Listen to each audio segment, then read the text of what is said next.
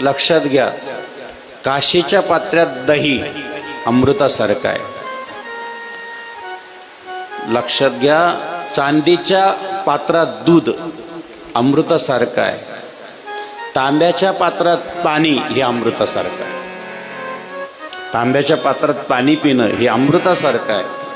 म्हणून पहिले तांब्याचे पात्र असायचे, आता गेले. आता तांब्याचे नाही ते काय निघालं ना तर तुमचं ते आक्वा.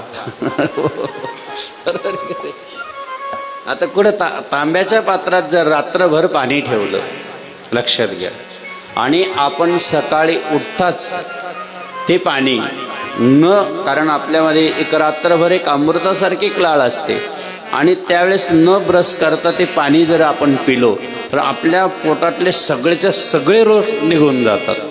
कुठलाही रोग पोटात राहत नाही. कुठलाही